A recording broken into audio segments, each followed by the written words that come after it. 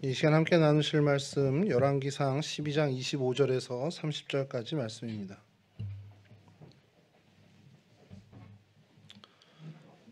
열왕기상 12장 25절에서 30절까지 말씀 저랑 한 절씩 교독하도록 하겠습니다. 여로보암이 에브라임 산지에 세겜을 건축하고 거기서 살며 또 거기서 나가서 분우엘을 건축하고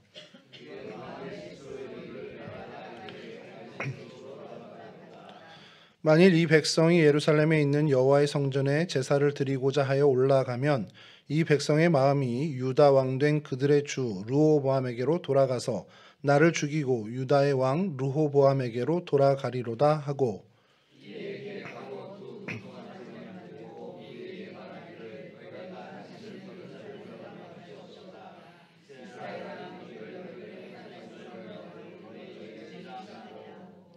하나는 베델에 두고 하나는 단에 둔지라.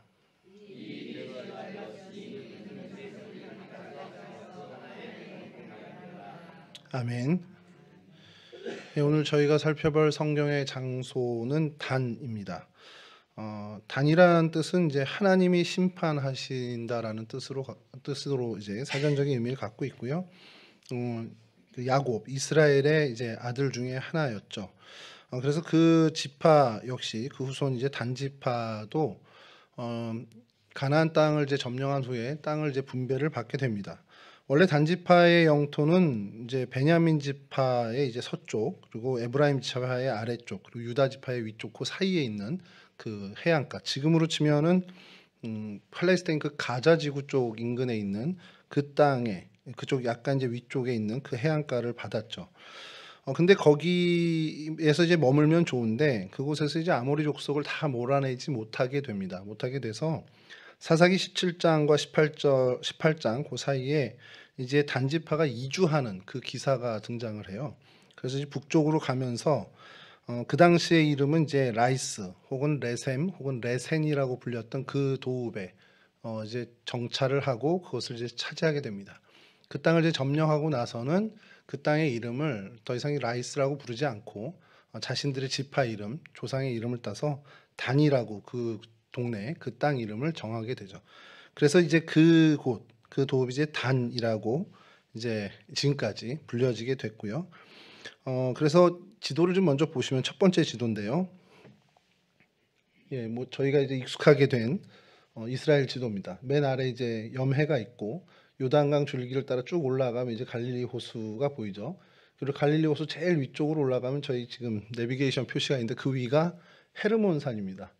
헐몬산, 헤르몬산이라고 하는 헤르몬산인데 거기 이제 그 산 가장 아래쪽 그 산에서 내려와서 가장 첫 번째 평야가 되는 도시 거기가 바로 단입니다. 그러니까 오늘날에는 저기를 텔단이라고 불러요. 그래서 저희가 계속해서 반복해서 듣게 됐지만 이 텔이라는 게 이제 그 언덕 이런 의미를 갖고 있는 단어잖아요. 그 텔단 그러면 약간 이제 구릉지대에 있는 그 도시라는 얘기를 합니다. 그래서 텔단이라는 곳이 있는데 구글 지도를 여러분 한번 시간 되시면 한번 좀 찾아보시면 좋을 것 같은 게 여기 굉장히 좀 여러분들이 보실 만한 게 정말 많습니다. 텔단이 국립공원이 돼 있어요. 그 텔단. 좀 더 이제 다음 지도 보시면 좀 이제 확대를 해서 보여드리면 예. 이렇게 갈릴리 호수가 아래 있고 그 위로 이제 갈릴리 호수에 이제 유입되는 물이 저 헤르몬산에서부터 이렇게 들어오죠. 그리고 그것이 이제 그 갈릴리 호수를 거쳐서 요단강으로 흐르게 됩니다. 그래서 저 위쪽에 그러니까 정확히 텔단 국립공원은 저 내비게이션 마크가 있는 쪽이고 그 살짝 아래쪽에 이제 단이라는 도시가 또 고대 유적지처럼 있긴 합니다. 근데 이제 그 전체를 아울러서 이제 텔단이라고 이제 부르는데 여러분 이 단 이름이 조금 좀 의미가 이 이스라엘 백성들에게 좀 큰 것이 이스라엘 백성에게 있어서 가장 중요한 강이 이제 호수는 갈릴리고 강은 요단강이 제일 중요하잖아요. 이 요단강이 왜 이름이 요단강이 됐을 것 같습니까? 요단이라는 이름, 뭐 강이야 뭐 그냥 강이니까. 요단이라는 이름이 왜 어디서부터 여러분 왔을지 혹시 생각해 보신 적 있습니까? 요단이 요가 어디로부터입니다. 그리고 단은 단으로부터. 이게 단으로부터 흐르는 강이 요단강입니다. 그래서 좀 언뜻 이해가 안 되죠. 저희가 이제 알고 지금까지 계속 들어왔던 것 중에 하나가 요단강의 그 저상류, 요단강의 그 물의 원천이 어디냐 그러면 헤르몬산에서 이렇게 흐르는 물이다 이렇게 생각을 하잖아요. 그래서 그냥 헤르몬산만 생각을 하지 이 요단이 단으로부터라는 이름의 뜻을 가졌던 것은 별로 저희가 간과하고 넘어갔는데 실제로 물 수량의 반 이상이 헤르몬산에서 오는 게 아니라 이 요단, 이게 이 단, 텔 단에서부터 오게 됩니다. 다음 사진 보여주시면 이렇게 그러니까 이렇게 언뜻 보면 저 위에 헤르몬산에서부터 물이 흘러서 이 텔단에 흐르고 그래서 그 물이 요단으로 들어간다라고 생각하는데 그것과는 좀 다르고요. 헤르몬산에서 흐르는 물은 별도로 요단으로 흘러 들어가고 이 단에서 물이 솟습니다. 샘물이 솟아서 그게 이제 요단 강이 되어 이제 갈릴리 호수에 들어가고 요단강으로 흐르게 되죠. 그래서 그 강을 요단강 단으로부터라는 이름을 짓게 된 거죠. 원래 이 단의 이름이 이제 원래 이름은 단이 아니었습니다. 그래서 라이스 성경에 이제 라이스라고 되어 있는데 뭐 히브리 발음으로는 라이쉬 이렇게 되는데 이게 사자란 뜻을 갖고 있고 그다음에 개역 개정 저희가 지금 쓰는 개역 개정엔 레셈이라고 이제 등장을 합니다. 이 다른 이름을 레셈이라고 하는데 그 전에 개역 한글에서는 레센이라고 이제 부르던 그 땅입니다.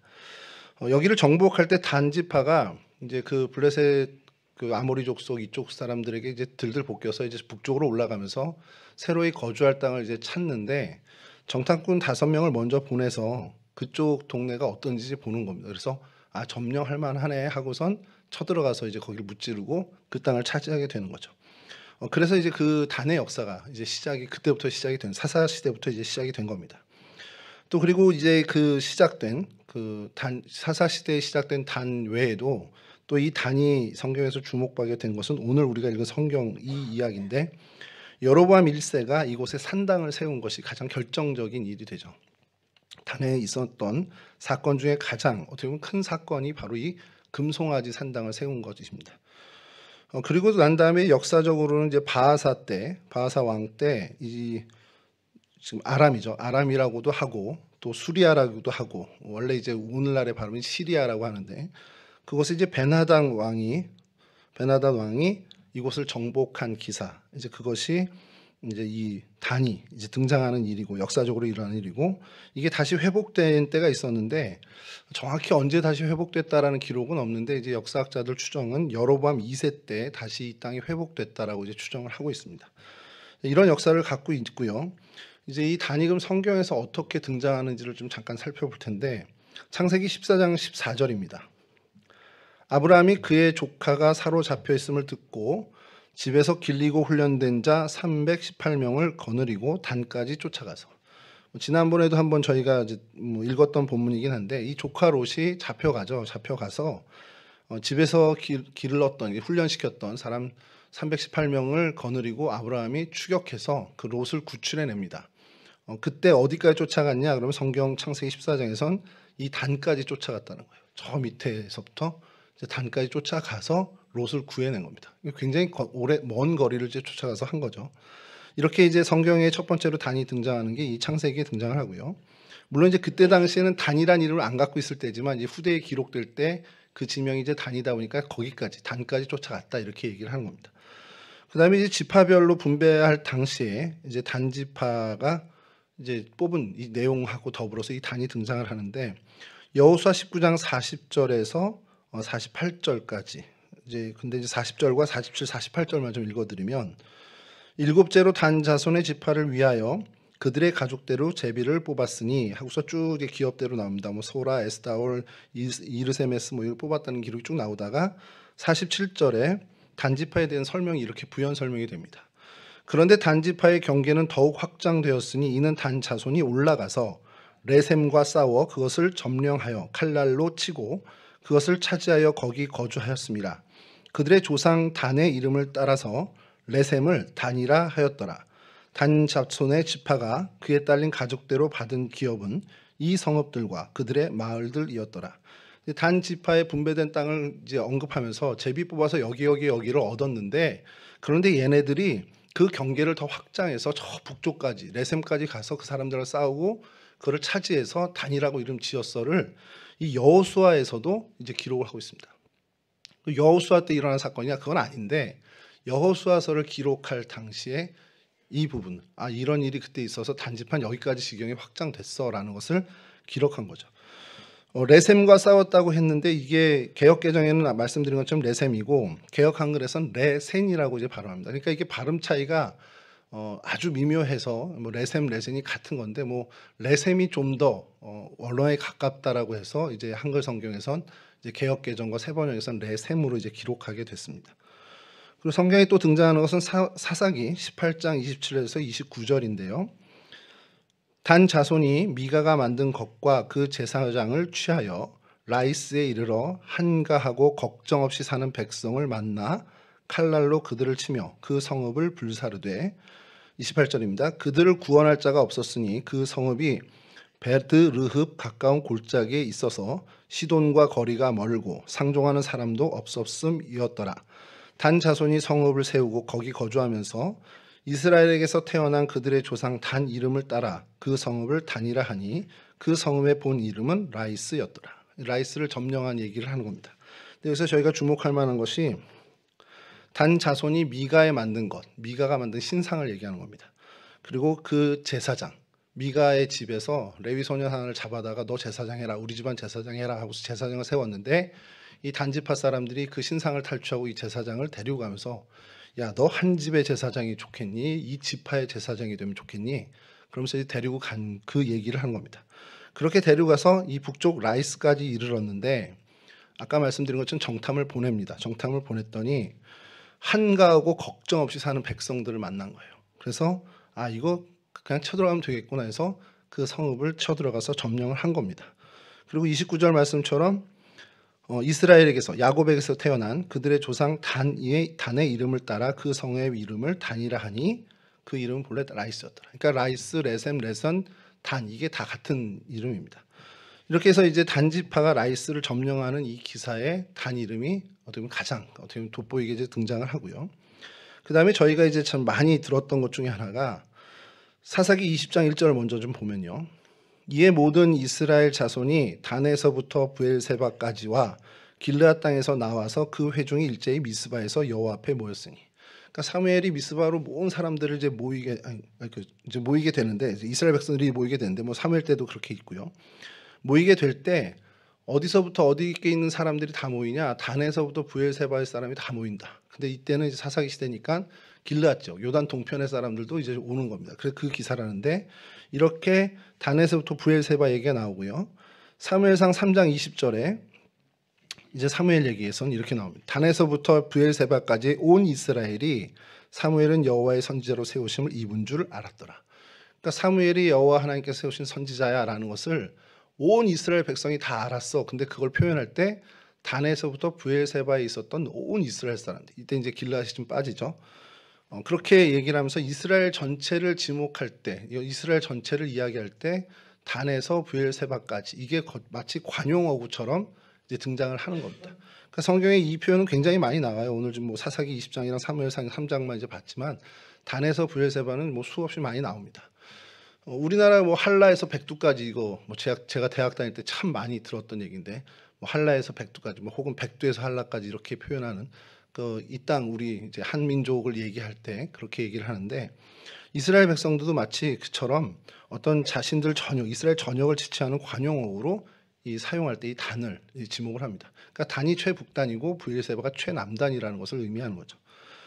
이렇게 이제 성경에 또 등장을 하고요. 그 다음에 이제 성경에 등장하는 또 하나는 이제 오늘 우리의 본문입니다.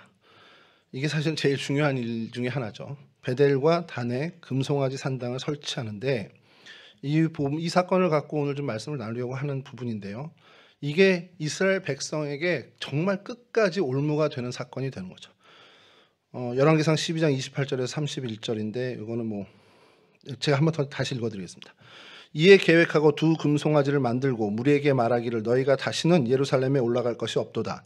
이스라엘아 이는 너희를 애굽 땅에서 인도하여 올린 너희들의 신들이라 하고 하나는 베델에 두고 하나는 단에 둔지라. 그러면서 이제 이 일이 죄가 되었으니 이는 백성들이 단까지 가서 그 하나에게 경배함이더라. 그러면서 그가 또 산당을 짓고 레위 자손 아닌 보통 백성으로 제사장을 삼고 요 31절도 중요합니다. 산당을 짓고 레위 자손이 아닌 보통 이스라엘 백성으로 제사장을 삼았다라는 것이 있고요. 열왕기하 10장 28절에서 29절에 이 일이 이렇게 됩니다. 예후가 이와 같이 이스라엘 중에서 바알을 멸하였으나 이스라엘에게 범죄하게 한 느밧의 아들 여로보암의 죄, 곧 베델과 단에 있는 금송아지를 섬기는 죄에서는 떠나지 아니하였더라. 그러니까 이 여로보암의 죄, 느밧의 아들 여로보암의 죄, 이게 여로보암의 길이라고 열왕기에 계속 등장합니다. 근데 그 길이 구체적으로 뭐냐? 베델과 단에 금송아지를 세워놓고 그걸 섬기는 일이라고 아주 명확하게 성경에서는 얘기해요. 여로보암이 이런 뭐 악행을 저질고 뭐 반란을 해서 르호보암에게 반기들고 이런 여러 악행들이 있는데 그거 말고 그거는 모르겠고 금송아지를 섬기는 이 죄, 베델과 단에 있는 금송아지를 섬기는 이 죄, 이게 여로보암의 죄, 여로보암의 길이라고 성경에서는 이야기하는 거죠. 근데 이게 언제까지냐면 이 북이스라엘 왕국의 끝까지 이 일이 이어져 간다는 겁니다. 이게 어떻게 보면 멈춰지지 않는 거예요. 그래서 모든 이스라엘 북이스라엘의 왕이 이 여로보암의 길을 따랐다라고 성경은 이야기합니다. 이렇게 어떻게 보면은 부정적인 이야기, 부정적인 어떤 신앙의 행태를 얘기할 때 이 단이 자꾸 등장을 하죠. 그래서 단은 어떻게 보면 굉장히 성경에서는 좀 부정적인 어떤 그런 상징이 되고요. 그래서 오늘 저희들이 말씀을 나눌 때도 좀 살펴보겠지만 이 단이라는 것이 참 불편한, 우리 성경을 읽을 때 우리 신앙에서 굉장히 불편한 어떤 그런 지명과 또 일이 돼버렸다라는 겁니다.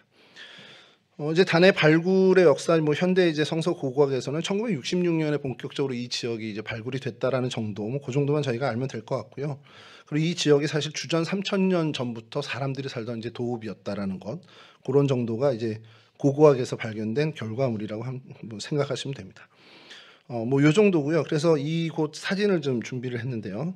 첫 번째 사진을 좀 보여드리면, 예, 조금 안 키워지나요? 확대. 예, 감사합니다. 예, 이게 표지가 있는데 제일 위에 있는 게 히브리어로 돼 있고 그 밑에는 텔단이라고 돼 있죠. 히브리어로 읽기는 좀 어려우니까 텔단. 이 표지고요. 좀 가까이 가는 사진이 다음 사진 보여주시면, 예, 텔단 이렇게 돼 있습니다. 뭐 맨 밑에 이제 휴게소 표시고요. 그래서 이제 쭉 그 길을 따라가면 다음 사진에 이제 그 입구에 이렇게 간판이 있습니다. 뭐 이 옆에 이게 사슴인지 뭐 양인지 잘 모르겠는데 그 이유가 이제 여기가 자연보존국립공원입니다. 그래서 그 옆에 이제 안내 표지판이 있는데 다시 다음 사진 보여주시면은, 예, 감사합니다. 계속 키워주시면 여기가 텔단 그리고 내추럴 리저브라고 써 있습니다. 그래서 자연 국립공원이 돼 있고요. 그래서 이 지도를 보시면 넓은 이 땅입니다. 넓은 땅이고 그 안에 여러 가지들이 있고요. 대표적으로 있는 것이 바로 다음 사진 보여주시면 이게 샘물입니다. 샘물 이제 물줄기인데요. 샘이 이제 솟는 거는 이제 다음 사진 보여드리는데 어느 정도 물량인지 좀 보시라고 사진을 준비했고요. 그 다음 사진 보여주시면, 예, 이 정도 물이 흐릅니다. 이것도 좀 키워주시죠. 예, 제법 물 수량이 많아요. 그 다음에 다음 사진 보여주시면 친절하게 이제 그 샘의 원천 앞에 이런 표지가 있습니다. 그래서 엔단이라고 이제 히브리 말로 엔단이라고 이제 쓰였습니다. 이게 단샘이죠. 여기 한글로 자막이 되어 있는데 다음 사진 보여주시면 거기 이제 샘이 흐르고 그 더 안으로 들어가면 싱크홀이라고 되어 있잖아요. 그 안으로 쑥. 이게 이제 되게 재밌는 게 히브리 말로는 위에 불리안이라고 되어 있고 메인네 알람이라고 이제 가로 열고 되어 있는데 이 메인네 알람은 사라지는 것 이렇게 되어 있습니다. 그러니까 거기 갔다간 이제 빠져서 사라진다 이런 의미로 싱크홀을 이제 얘기하는 겁니다. 그러니까 여기가 어떻게 보면 그 단샘물의 원천이 되는 것이죠. 이렇게 있고요. 그다음에 이 단샘에서 흘러나온 아까 물이 그 정도 흘러서 어느 정도로 더 가냐면 다음 사진 보여주시면 이렇게 해서 이제 갈릴리까지 이제 가는 겁니다. 어느 정도 크기냐 사람이 요트 타고 있는 거를 그래서 사진을 한 거예요. 이 정도로 이제 강폭도 괜찮은 정도입니다. 자, 그리고 이 안에 이런 단샘이 있는 것도 되게 중요한데 이제 오늘 사건과 좀 연관되어 있는 유적들이 있어요. 다음 사진 보여주시면 이 사진은 저희가 다시 또 반복해서 볼 텐데 이게 텔단의 그 재래장, 그러니까 제사터, 제단터의 유적 이렇게 뭐라 그러죠? 이게 지도입니다. 그래서 아래쪽에는 이스라엘 성문이라고 하는 곳이 있고 또 가나안 성문이라고 여러분들 보시기 오른편에 있고요. 그리고 저 위쪽에 동그라미로 이렇게 화살표 있는 게 제단터입니다. 이게 유적인데 먼저 이 제단터 쪽을 좀 보시면 다음 사진 보여주시면 이게 모형도예요. 그 제단터의 어떤 구조가 이렇게 되어 있다는 겁니다. 제일 저쪽 아래에 알타라고 이제 영어로 되어 있는 게 이제 제단이라는 겁니다. 제단이고 그 위가 이제 하이플레이스. 거기서 또 이제 제사를 또 지내고 그다음에 이쪽에 엘타 챔버라고 해서 그 제사를 준비하는 방이 있고 그 아래쪽에는 프리스틀리 챔버라고 해서 이쪽이 이제 제사장들이 준비하는 방, 이제 예배를 제사를 준비하는 방이죠. 이런 구조로 돼 있다라는 거고 이건 다 이제 무너졌는데 이제 복원한 그 위치도라고 하면 됩니다. 그래서 이곳에 가려고 하면 다음 사진 보여주시면 이렇게 표지판이 있습니다. 그래서 컬틱 사이트라고 해서 이제 재래 장소 이렇게 이제 표지판이 되어 있어서 저 이스라엘 성문에서부터 올라와서 쭉 북쪽으로 올라가야 이 제단터를 이제 만나는 거죠. 그리고 제단터의 어떤 전체적인 모습은 다음 사진 보여주시면 이렇게 이제 복원을 어느 정도 한 겁니다. 근데 여러분 가운데 잘 보시면 저건 어떤 인공적으로 여기서 새로 만들어 놓은 거예요. 철로 쇠로 이렇게 만들어 놓은 건데 이제 제단입니다. 그리고 그 옆에 자리가 다음 사진 보여주시면 이렇게 재료를 좀 보여드리려고 이렇게 돌 하나하나를 싸서 그러니까 어떤 뭐 콘크리트로 한 게 아니라 이렇게 돌을 어디서 구해온 돌로 이렇게 하나하나 이렇게 쌓는 거죠. 이런 식으로 해놓고 그 다음은 각진 돌 가지고 다음 사진이요. 각진 돌로 또 제단을 썼는데 이게 아까 그 가운데 있던 구조물입니다. 그래서 여기가 제단, 말 그대로 양이나 염소 각을 뜨고 올려놓고 불을 태웠던 그곳으로 이제 추정을 하고 그 다음 거를 좀 다른 각도에서 다음 사진 보여주시면 이렇게 돼 있다는 거. 이제 그 다음 사진이 이제 제사를 지낼 때의 어떤 그 모형 이렇게 했을 것이다. 그래서 아까 그 가운데 있었던 그 이제 쇠붙이로 만들어놓은 것이 저 가운데 이제 제단입니다. 그래서 거기에 짐승을 올려놓고 옆에 이제 제사장들이 불을 태우면서 제사를 지내는 모습이고요. 그 다음에 이제 이 제단터 다음 사진이 이제 여기가 뭐 피가 흐르면 이제 흘러내리고 하는 그런 곳으로 이제 추정을 하는 겁니다. 이런 모양이 있고요. 그 다음에 이게 이제 제단터의 모양이고 다음 사진 보시면 아까 그 지도 아니요 그 지도요. 지도를 다시 한번 보여주시죠. 요거를 보시면 다시 보시면 밑에 이제 이스라엘 성문이 있고 저쪽으로 가나안 성문이 있는데 요걸 좀 설명을 드리면 이 이스라엘 성문은 여로보암 시절에 이 제단터를 새로 만든 건 아닙니다. 그 전에 있었던 제단터에 이렇게 보완을 하면서 이스라엘 쪽 향해서 이제 문을 낸 겁니다. 문을 냈는데 여기에 이제 발견한 것이 다음 사진 보여주시면 이 이스라엘 성문터 그 앞에 있는 자리입니다. 이게 뭐냐면 확대해 주시죠 좀. 여기가 왕이 앉았던 보좌예요. 왕이 앉았고 그 앞쪽에 이제 제사장이나 많은 사람들이 이제 그 도열을 하는 그런 자리로 이제 기록이 되어 있습니다. 그래서 요 부분에 대해서 이제 모형도가 다음 사진 보여주시면 이렇게 저기 왕이 이렇게 앉아 있죠. 맨 제일 왼쪽에. 그리고 그 앞에 제사장들이나 신하들이 앉아서 왕의 이야기를 듣는 그 자리라는 것을 이제 표시를 해준 모형도입니다. 그 다음에 이 왕 자리에 이게 이제 성 안으로 들어가면 있는 거고 그 성 밖에는 이런 광장이 있는 거예요. 그래서 이스라엘 성문터와 광장, 앞광장이 되는 거죠. 그러니까 제사를 드리러 오는 사람들, 그런 사람들이 여기 모여서 뭐 왕이 뭐 들어오면 왕을 또 영접하기도 하고 하는 그런 어떤 큰 이제 광장 같은 곳이고요. 다시 그 지도를 보여주시면 천천히 뭐 다음 지도요. 아까 이제 여기서 그 말씀드린 아까 이스라엘 성문은 그렇게 구조가 돼 있고 그다음에 가나안 성문인데 여기가 좀 이제 숙제죠. 왜 가나안 성문인가 이름을 붙인 것은 다음 사진 보여주시면 저기가 현재까지도 발굴되고 있는 이제 계속 자리입니다. 어떻게 보면은 돌도 아니고요, 그냥 흙으로 쌓은 것 같은. 그러니까 이거는 여로보암 이전에 그 가나안 족속들이 이곳에 거주할 때에 그들이 쌓았던 성의 문이었습니다. 그러니까 이스라엘의 문은 그 다음에 생긴 문이고 이때 이 문이 먼저 있었고 그래서 이거를 발굴하면서 가나안 문이라고 이제 이름을 붙인 거죠. 그러니까 여로보암 이전 가나안 족속 때에 이 어떤 제단터 성으로 사용했던 이곳 그러니까 라기스 뭐 그런 이름을 갖고 있을 때였겠죠. 그때 성으로 사용하던 그 출입문이 지금 복원되고 있는 중입니다. 이게 최근 사진이에요. 2023년 사진이니까 2023년 12월인가 그러니까 한 1년 정도 된 사진입니다. 그래서 이만큼 지금 계속 복원 작업이 되고 있고요. 그래서 이런 어떤 이 자리가 예전에 우상신을 섬기던 제단으로도 사용되었었고 여로보암 시대에 와서 여기를 다시 그 황금 송아지, 금 송아지를 놓았던 어떤 우상 숭배의 자리로 사용을 하게 된 거죠. 그러니까 아마도 그 이전부터 우상 숭배의 자리로 사용을 하다 보니 여로보암도 이제 베델은 어차피 가까운 곳에 해야 되는 거고, 그리고 또 그런 어떤 자리를 물색하다가 여기가 적합하다 생각해서 이 단을 금송아지를 놓고 우상 숭배를 하는 자리로 삼은 것으로 이제 추정을 하는 겁니다.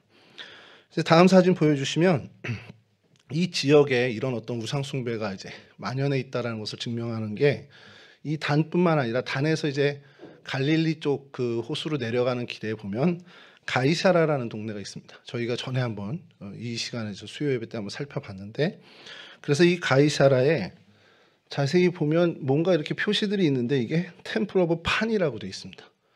그러니까 판신전이에요. 판신전이 뭐냐면 염소신을 얘기합니다. 염소신을 섬기는 신전이에요.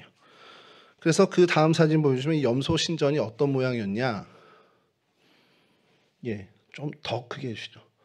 절벽 안에 이렇게 굴을 파서 신전을 이렇게 했던 것이 이제 복원이 돼서 이걸 이제 추정도로 그림으로 그려놓은 겁니다.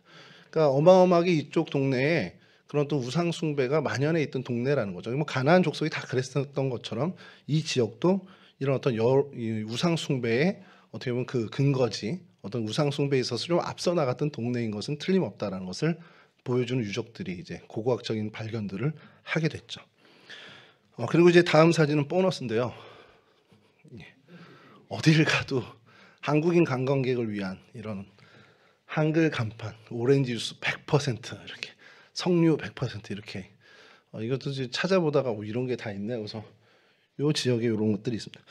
이렇게 지금 저희가 단에 대해서 좀 살펴봤는데 사실은 뭐 더 많아요. 뭐 블로그를 봐도 다녀오신 분들이 사진 올린 것도 있고, 또 이제 홍순아 목사님 같은 경우 이제 유튜브에다가 여기 다녀오신 또 그 영상들 올리셨는데 그거를 좀 다 보기에는 시간이 좀 그래서 요 정도로 저희 보시면, 나중에 좀 여러분 구글이라든지 인터넷 좀 찾아보시면 정말 많은 어떤 자료들을 좀 얻을 수 있는, 요 단이 단에서부터라는 뜻이라는 것, 요거를 한번 좀 말씀을 드렸던 것 같은데 저 기억이 좀 가물가물해서 좀 다시 한번 말씀을 드리고요.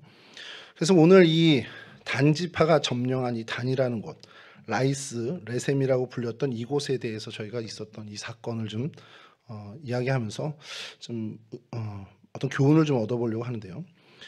먼저 이 지역이 단이 되는 그 과정에서 이 단지파가 점령하는 그 일이 사사기 18장 7절에 다시 한번 이제 말씀을 드리면, 이에 5사람이 떠나 라이스에 이르러 거기 있는 백성을 본즉, 여기서부터 좀 중요합니다. 염려 없이 거주하며 시돈 사람들이 사는 것처럼 평온하며 안전하니 그 땅에는 부족한 것이 없으며 부를 누리는 시돈 사람들과 거리가 멀고 어떤 사람과도 상종하지 아니함이라. 그러니까 단지파 사람들이 이제 정탐을 하는데 너무 적절한 곳인 게, 이 사람들이 정말 염려 없이 평안하게 거하는 거예요. 근데 그 이유 중에 하나가 인근 도시와 멀리 떨어져 있는, 사실은 오늘로 치면 이제 오지 같은 경우죠. 근데 거기에 부족함이 없고 풍성한 어떤 그런 농작물이나 이런 것들이 충분한 그런 곳이라는 겁니다. 그러니까 원군을 청하기도 어렵고 쳐들어가면 확실하게 제압할 수 있겠다라는 그 정탐을 한 곳이라는 겁니다. 그러니까 이 단지파 사람들이 이곳을 점령하기 전부터 미리 정탐해서 쉽게 정복할 수 있음을 알아낸 거죠. 그리고선 즉시로 어떻게 보면 정복을 하게 됩니다. 전쟁에 어떻게 보면 굉장히 좋은 성과가 난 거죠. 이들이 지혜롭게 어떻게 정탐도 하고, 그리고 아주 용맹을 떨쳐서 그것을 아주 쉽게 제압을 해서 자신들의 이제 영토로 만든 거죠. 그래서 그랬을 거라는 이제 성서학자들의 해석이, 이렇게 너무 쉽게 어떻게 보면 너무 성공적인 점령을 하다 보니 이 사람들이 좀 기고만장해진 거 아니겠냐라는 얘기를 하는 거예요. 근데 저희가 성경에서 계속 보면은 볼수록 뭔가 실패 없이 계속 성공하는 성공가도를 달리는 사람들의 가장 큰 취약점이 뭐냐면 오만해지고 교만해지는 거죠. 일전에 제가 이제 한참 전인데 대통령 후보로 나오신 한 분이 계셨는데 뭐 그분은 인생 자체가 막 승승장구하면서 오신 거예요. 지금까지 뭐 여러 뭐 이렇게 기업도 잘 살리고 뭐 세계적인 기업도 만들고 또 이제 광역 단체장을 할 때도 뭐 성공적으로 그 일을 임해요. 그렇게 해서 다 대통령 후보까지 나왔는데 어느 분이 그 얘기를 하더라고. 그 후보의 가장 큰 단점이 뭐냐? 그랬더니 뭔데요? 그랬더니 실패를 해보질 않았어. 근데 그게 굉장히 좀 와닿더라고요. 그래, 실패를 해보지 않아서 이 사람은 정말 모든 게 다 자신 있구나. 자기 마음대로 다 할 수 있는. 근데 그러다 부딪히면 대처할 수 없겠구나 생각을 했습니다. 여러분, 우리가 잘 알고 있는 사울 왕도 아말렉에게 대승을 거둔 다음에 그는 교만해졌습니다. 그 전까지는 하나님께 정말 매달리고 하나님 앞에 참 겸손했던 사람인데 그런 어떤 승승장구한 하나님이 복을 주셔서 그 이겨내는 승리하는 길을 걸으면 걸을수록 결국 그가 하나님 앞에서 오만해지고 결국엔 하나님의 말씀을 거역하는 데까지 나가게 되죠. 다윗도 마찬가지입니다. 그 오랜 그 고난기 속에서는 그렇게 하나님의 마음에 합한 자답게 하나님께 매달리며 자신을 스스로 정말 정결하게 살피던 사람이 정말 모든 어떤 정복 전쟁을 다 이루고 평안함에 이르게 되자 그는 정말 안일해졌고 결국 밧세바를 범하는 죄를 범하게 되죠. 그런 어떤 모습을 보면서 이 단지파 역시도 자신들이 거처를 옮기면서 이렇게 쉽게 점령하고 이거 하다 보니 야 이거 되네 이런 생각으로 쉽게 오만에 빠진 것은 아니겠냐라는 생각을 해보게 됩니다. 왜 그러냐면 이스라엘 지파는 공동체예요. 이스라엘 전체는 지파 공동체입니다. 각 지파별로 존중되고 각 지파별로 이렇게 족속들이 나누어져서 약간의 자치적인 어떤 그런 분위기도 있는데 어쨌든 이스라엘은 지파 공동체로서 전체의 통제, 전체의 율법에 의해서 사실은 그 통솔이 되고 조절이 되는 겁니다. 그러니까 어떻게 보면 하나님의 법에 따라서 통치를 받게 돼 있는 게 이스라엘 지파 공동체인데 이 단지파가 이곳을 힘으로 정복한 다음에 어떻게 했냐라는 거예요.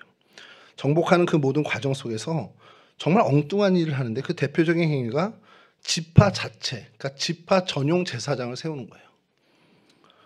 레위인의 그리고 또 아론의 자손을 통해서 하나님께서 제사장을 세우라고 분명하게 말씀하셨음에도 불구하고 그들이 미가의 신상도 자기네들 어떤 지파의 신으로 섬기게 되고 또 그리고 개인 제사장이라고 하시면 어떤 지파 전용 제사장을 세우는 일을 정말 아무렇지도 않게 이제 세우게 된다는 겁니다.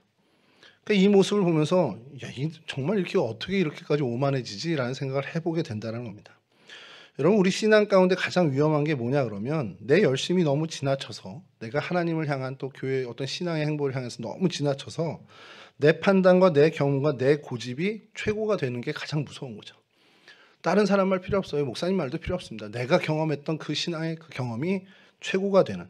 사실 근데 이게 굉장히 무서운 것이 교회 공동체는 정말 화목과 질서, 그 안에서 평안과 질서를 찾는 건데 내 경험, 내 판단, 내 고집만을 중시하면 결국 그 평안이 깨지고 그 질서가 깨질 수밖에 없다는 겁니다.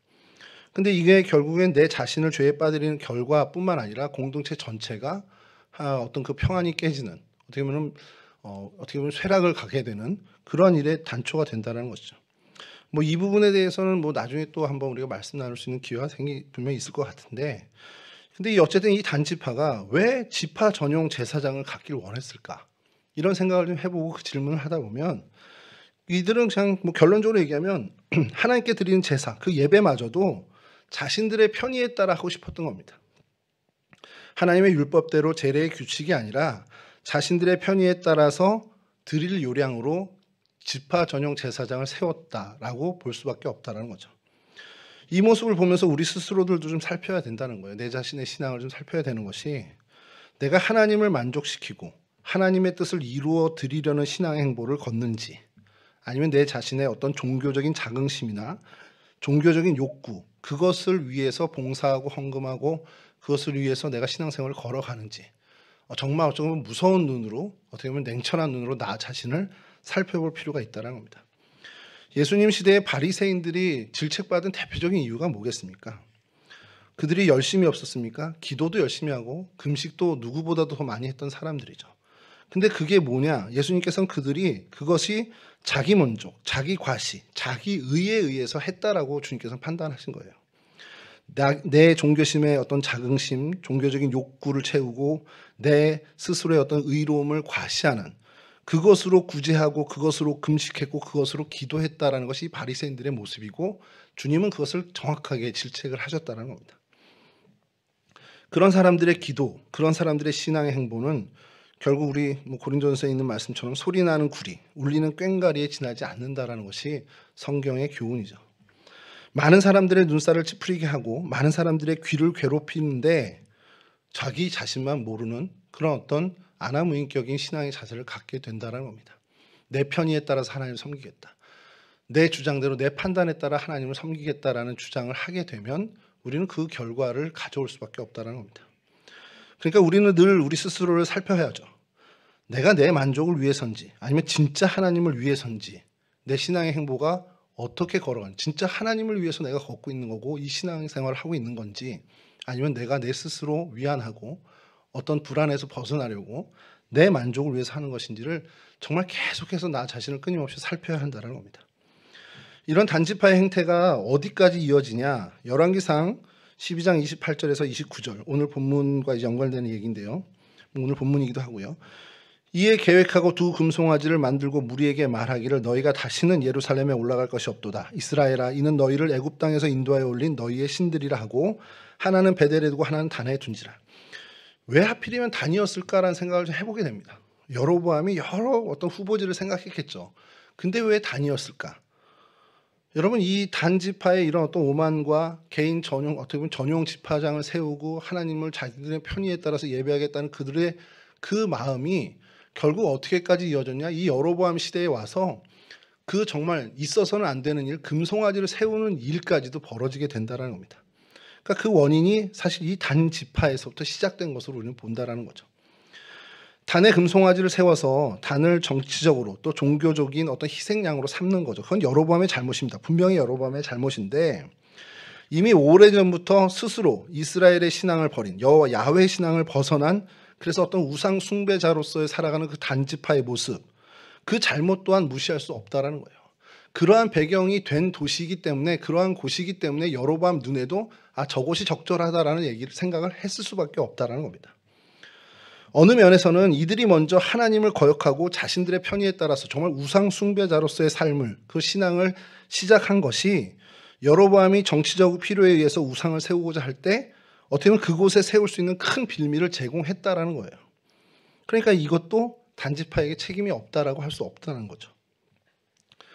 스스로 영리하다고 또 야근체하고 똑똑한 체하고 그러면서 불순종과 오만의 멍에를 지고 그러다 보니 그 개인 지파의 어떤 비극만 일어나는 것이 아니라 이스라엘 전체 공동체의 비극의 어떻게 보면 단초가 되는 그런 역할을 해버렸다라는 겁니다. 그래서 오늘 이 금송아지 우상이 세워진 이 단의 이 사건을 좀 보려고 하는데 이게 굉장히 세 가지 큰 상징을 갖고 있다는 겁니다. 그래서 첫 번째 이 단의 상징은 예루살렘으로부터 멀어졌다라는 상징을 갖고 있어요. 지리적으로 예루살렘에서 가장 먼 곳입니다. 실제로 지리적으로 가장 먼 곳이에요. 여로보암이 세겜과 분회를 건축하고 베델의 우상을 세우고 그리고 난 다음에 안심을 못해서 한 곳을 더 지나는데 예루살렘으로부터 가장 먼 곳을 생각한 겁니다. 그리고 거기에 공교롭게 단이 있었죠. 근데 여러분 단 땅이 본래부터 어떻게 보면 우상 숭배의 모습을 가졌다는 거. 하나님의 그 규례를 다 어기고 야훼 신앙을 버리고 자신들의 어떤 신앙으로 마치 우상 숭배자와 같은 그런 모습을 섬기고 있었다는 것. 그거 외에도 하나님의 성전이 있는 예루살렘부터 지리적으로 가장 먼 곳에 있었다라는 그러니까 예루살렘으로부터 멀다라는 상징을 갖고 있는 땅이 단이라는 곳입니다. 왜 그러냐? 여로보암이 생각했겠죠. 예루살렘으로부터 멀면 멀수록 좋다. 왜냐하면 예루살렘으로 모이는 것을 막기 위해서 세우는 거잖아요. 그러니까 예루살렘으로부터 멀면 멀수록 좋은 거예요. 그러니까 먼 곳에 있는데 단이 저런 모습도 갖고 있어 너무너무 좁은 곳이죠. 근데 여러분 이게 우리에게 굉장히 중요한 의미를 주는 게 이 사탄의 역사가 어떻습니까? 사탄이 근접하지 못하는 사람은요. 항상 교회 중심에 있으면서 봉사하고 하나님께 헌신하고 신앙생활을 하는 사람한테는 근접 못합니다. 교회를 좀 멀리하고 어떻게 보면 목회자들 좀 경험하면서 멀리하고 그러니까 어떻게 보면 성전 뜰만 밟고 가는 이러한 사람들이 사탄의 공격거리가 될 때가 많다라는 거예요.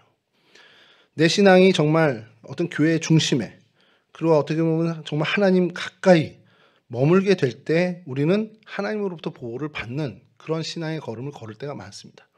그런데 하나님과 거리를 두고 뭐 불각은 불가원이라고 해서 교회 가까이 가면 갈수록 난 상처받으니까 안 되죠. 어느 정도 적당히 거리를 둬야 돼.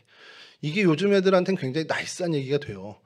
적당하게 교회와 거리 두고 지내는 게 정말 좀 젠틀한 신앙생활이야. 이렇게 생각할 수 있는데 근데 이게 굉장히 무서운 것 중에 하나가 교회로 인해서 얻게 되는 축복을 못 얻는 것뿐만 아니라 사실 교회를 공격하는 사단의 세력에 가장 쉽게 노출되는 자리라는 겁니다. 그러니까 우리가 믿는 사람들이 교회를 멀리한다, 목회자를 멀리한다. 이거는 정말 공격의 빌미를 주는 굉장히 위험한 것이라는 것을 인지할 필요가 있다는 겁니다.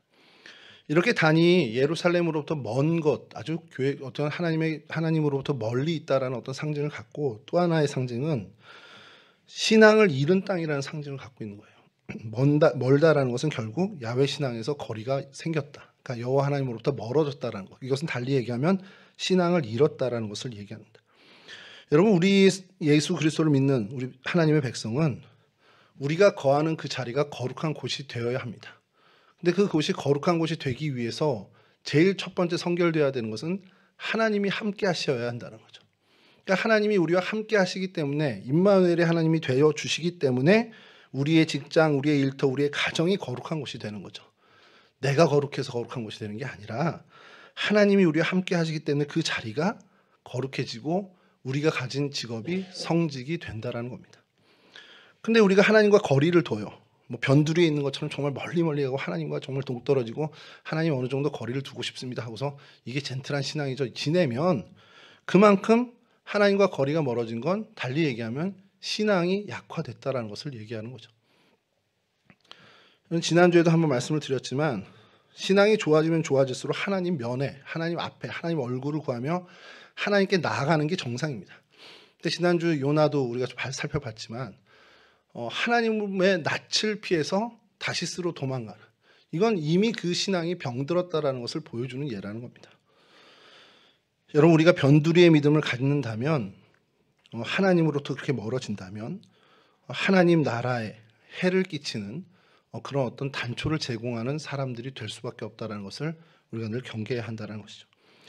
이렇게 단이 예루살렘으로부터 멀다라는 상징을 가지면서 동시에 또 뭐냐? 우상 숭배의 상징이 되어버린 땅이 됐습니다. 말씀드린 것처럼 여로보암이 우상제단을 세울 장소로 서슴없이 단을 지정했죠. 우상 숭배의 본거지가 본격적으로 된 겁니다.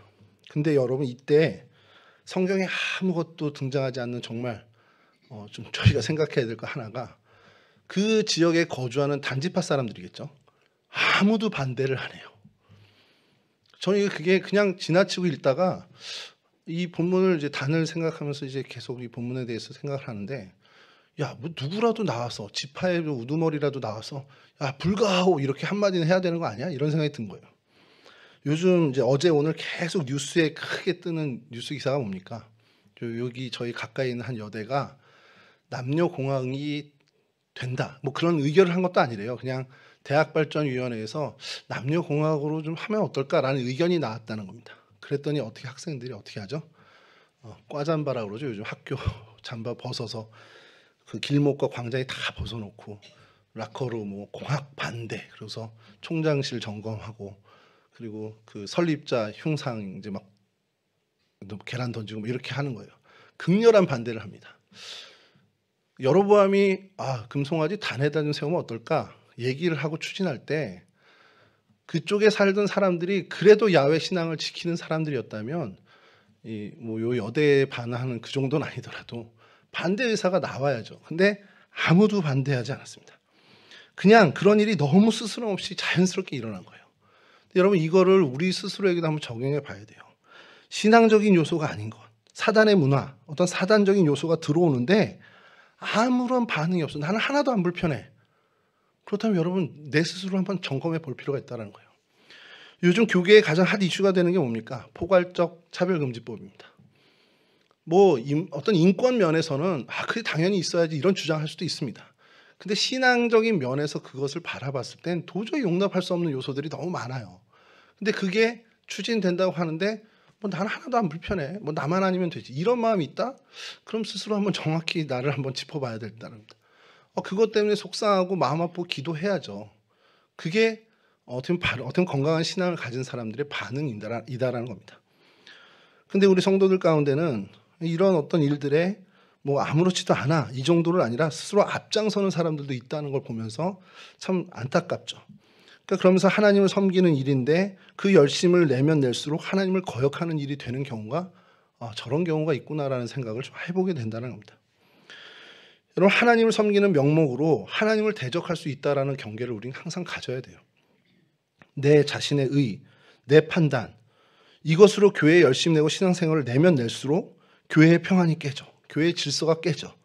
그렇다면 내가 하나님을 섬긴다고 하면서 하나님을 대적하는 꼴이 된다는 것을 늘 우리가 경계해야 됩니다. 내 열심이, 내 어떤 저 열정이 교회의 질서를 깨고 있나?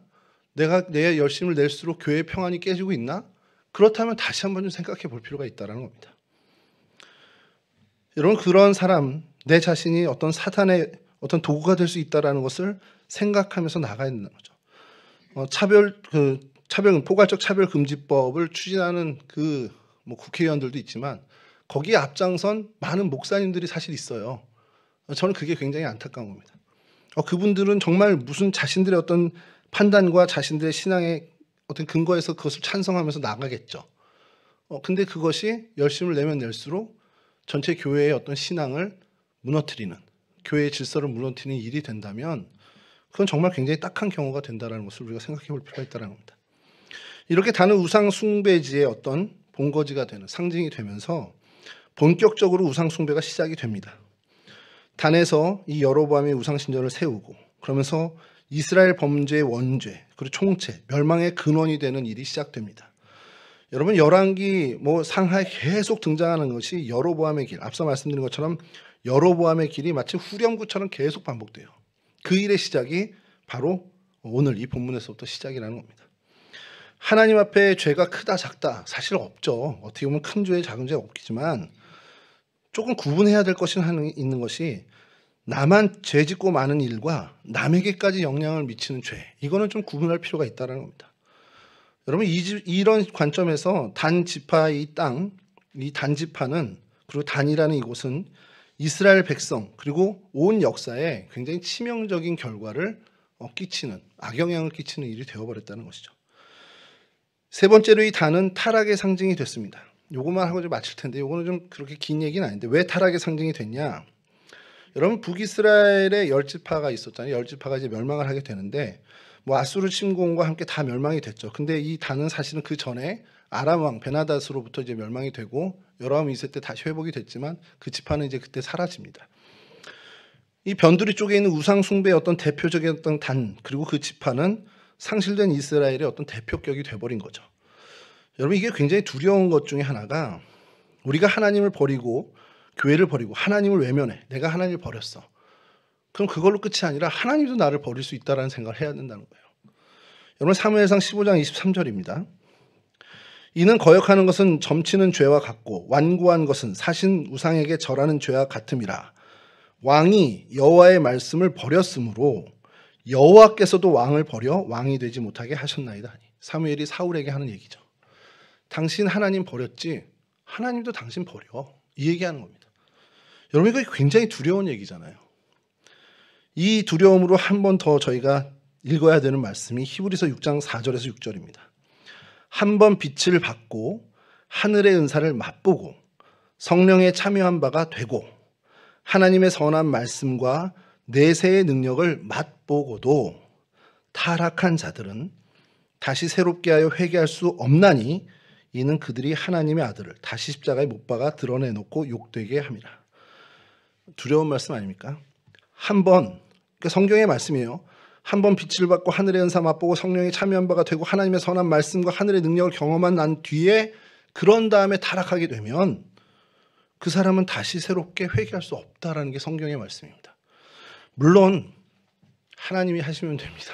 근데 그만큼 이게 엄청난 위중한 죄라는 것을 성경에서는 이야기하는 거죠. 여러분, 이거 굉장히 우리가 새겨야 할 말씀이라는 거예요. 정말 끝까지 내 믿음을 길을 지키는 게 얼만큼 중요한지를 깨닫게 해주는 말씀이죠. 여러분, 이거 이제 추가적으로 여담이 되는 얘기가 되겠지만 이 단지파에 대해서 많은 전승들이 있어요.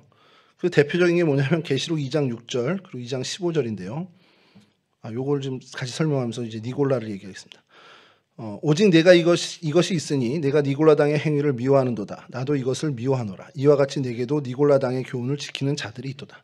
그러니까 이 니골라가 누구냐? 사도행전 6장 5절에 스데반, 빌립, 브로고로, 니가노르, 디몬, 바메나, 니골라 이렇게 7집사가 등장을 하죠. 그 니골라라는 설이 있습니다. 전승이. 그러니까 이 사람이 이거의 대표적인 거죠. 한 번 은혜를 받고 하나님의 쓰임을 받았는데 타락했다.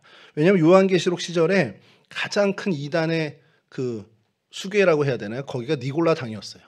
근데 이 전승에 이 니골라가 그 니골라 당의 수괴다 이런 얘기들이 있습니다. 물론 이제 성경이나 신학적으로는 아니다라는 설도 지금 굉장히 큰데 이레네우스나 터툴리안 초대 교부는 그렇게 이야기를 하고 그렇게 가리켰습니다. 그 니골라가 이 니골라 당의 수괴다. 그러니까 이 사람에 대해서 얘기를 하면 이렇게 하나님으로부터 쓰임 받고 버림받을 수도 있구나. 니골라도 버림받을 수 있는데 나는 그럼 이런 생각을 해볼 필요가 있다는 거죠. 그 얘기를 이제 단지파에게 적용하면 요한계시록에 12지파 명단이 나와요. 요한계시록 7장에 이제 12지파 명단이 쭉 나옵니다. 이제 그런데 거기에 재미난 게 레위지파가 다시 들어가요. 레위지파가 언급이 되는데 재미난 건 단지파가 등장을 안 합니다. 이스라엘 지파 다 언급이 되는데 레위지파까지도 언급이 되는데 단지파는 쏙 빠져버려요. 그러니까 이제 초대교부들이 그걸 가지고 뭐라 그러냐? 단지파에서 적그리스도가 나오나 봐. 이 얘기를 하는 겁니다. 물론 이 전승이 신학적으로 판명된 건 아닙니다. 그런데 적그리스도의 상징으로 거론된다? 이거 굉장히 큰 충격이라는 거예요. 이스라엘의 한 지파인데 적그리스도의 상징과 연결되어진다? 이거 자체가 굉장히 치욕스러운 일이 될 수 있다는 거죠. 근데 우리가 그런 경계를 가져야 한다는 겁니다. 내가 하나님 안에서 살아가고 신앙의 여정을 걷고 순례자로서 이 땅을 살아가는데 하나님의 은혜를 경험하고 하나님의 사랑을 받고 하나님과 동행하는 삶을 살다가 나도 자칫 잘못하면 이것을 벗어나서 마치 단지파처럼 니골라처럼 벗어날 수도 있구나라는 경계를 늘 우리는 해야 한다는 거예요. 여러분 우리가 성령의 철저한 은혜에 사로잡고 사는 그것이 필요합니다.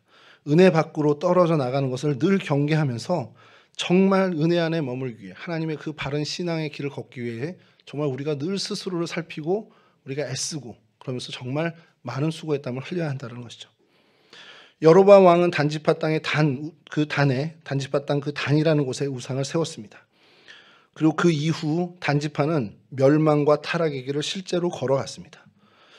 담임 목사님 설교 중에 자주 하시는 말씀 중에 하나가 새가 머리에 앉을 수는 있습니다. 근데 둥지를 틀게 해서는 안 된다.